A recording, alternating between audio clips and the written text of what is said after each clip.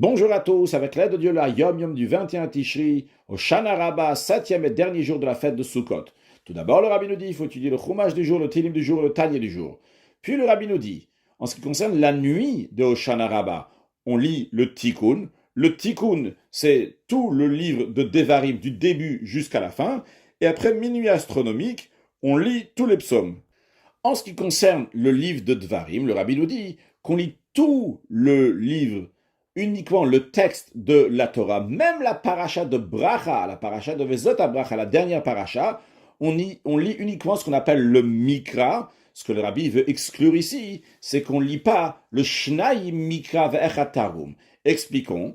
Shnai Mikra, ça veut dire lire deux fois chaque verset, ve'echat Targum, et une fois la traduction araméenne. C'est-à-dire, il y a un devoir pour chaque personne de lire la paracha deux fois, chaque verset la paracha deux fois, avec la traduction araméenne chaque semaine. En général, c'est fait la veille de Shabbat. Alors, certains ont la coutume de le faire la nuit de Hoshana Rabbah, de lire tout le livre de Dvarim, et lorsqu'ils arrivent à la dernière paracha, la paracha de Vezot Bracha, vu qu'elle va être lue Simchat Torah, dans 2 jours, alors ils font Shnai Mikra ve'echat Targum. Le Rabbi nous dit non, c'est uniquement la veille de Simchat Torah, donc Ashmini Atzaret, qu'on lit Shnai Mikra ve'echat Targum, qu'on lit 2 fois le verset et une fois la traduction en araméen, mais non pas la nuit de Hoshana Rabbah. Le Rabbi rajoute qu'il y avait certaines personnes que le Rabbi Rachab, Rabbi Shalom Dover, 5e Rabbi de Chabad, leur a dit de lire le Parashat Vezot Bracha à Hoshana Rabbah avec le commentaire de Rashi, mais c'est uniquement pour certaines personnes, des particuliers, mais ce n'est pas pour tout le monde.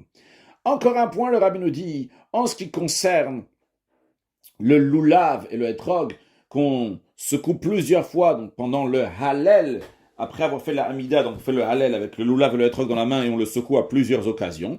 Alors Rabbi nous dit qu'avant de faire le Hallel, on enlève 2 attaches qui sont sur le loulav. Rappelons-nous, on a appris dans le Hayom Yom de la veille de Sukkot que sur le loulav lui-même, on met 2 attaches et après on met les hadassim et les haravot, les feuilles de saule, les feuilles de myrte et les feuilles de saule, et on les attache avec 3 attaches. Alors, le Rabbi nous dit qu'avant le Hallel de Hoshana Rabbah, du 7e jour de la fête, on enlève ces 2 attaches qui sont sur le loulav. Donc maintenant, ce qui reste comme attache sur le loulav, c'est uniquement 3 attaches qui rattachent donc les 3 espèces ensemble, c'est-à-dire qui rattachent le hadassim et les haravot, les feuilles de saule, de myrte et de saule, avec le loulav.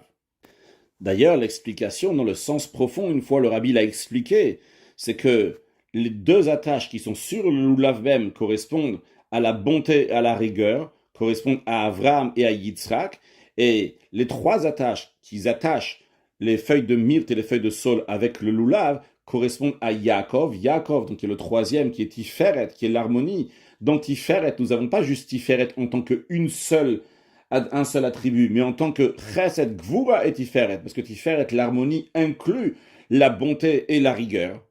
Et c'est d'ailleurs la raison pour laquelle que c'est nécessaire d'avoir Avraham et Yitzhak, donc qui attachent la bonté et la rigueur, donc qui attachent le loulav lui-même, pour que les feuilles du loulav vont rester attachées avec la colonne vertébrale du loulav. Car de la bonté et de la rigueur, il peut y avoir que les forces du mal vont prendre quelque chose. En effet, chez Avraham, on a eu un fils qui est Ishmael, qui était de la bonté, mais une bonté donc qui est négative. Yitzhak, il a eu aussi Esav, qui est une rigueur, mais une rigueur qui est négative. C'est la raison pour laquelle il a besoin de rattacher, pour pas qu'ils vont partir de leur source, pour pas que chez Yatsam Imenu Ishmael, il y a écrit que Ishmael est sorti de Avraham, chez Yatsam Imenu Esav, Esav est sorti de Yitzhak, pour pas qu'ils sortent de leur colonne vertébrale, de leur source, il y a besoin de les attacher.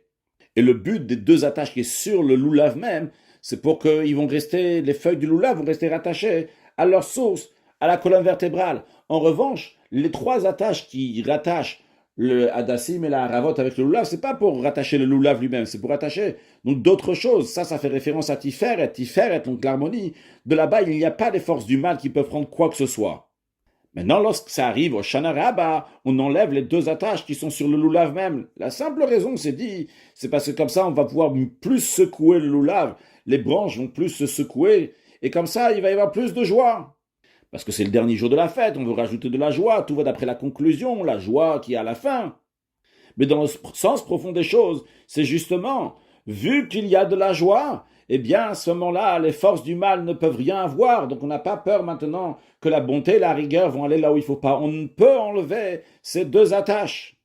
Après, le rabbi nous dit que vu qu'on est mercredi, c'est-à-dire qu'en 5704, le 21 Tishri, c'était un mercredi, alors le rabbi dit il faut faire le Eruv Tafshilin, comme on a fait d'ailleurs la semaine dernière aussi, avant la fête de Sukkot, pour qu'on puisse cuisiner et préparer, allumer les bougies de Shabbat, etc. Donc de vendredi pour Shabbat, il y a besoin de faire un Eruv Tafshilin, c'est-à-dire de prendre aussi bien un mets qui a été cuit à l'eau, bouilli, et un autre donc, qui a été cuit au four, comme par exemple donc, un morceau de pain et un œuf, et faire donc la bénédiction de Eruv Tafshilin, la phrase qui dit que à travers cela, donc ça sera permis de préparer du vendredi pour le Shabbat. Et le rabbi conclut ça Yom Yom en nous disant qu'au Shana Rabbah, on trempe le motzi, on trempe le pain dans du miel, mais plus à Shmini Atzeret et Simchat Torah. Mashiach now, un excellent Yom et Chag Sameach.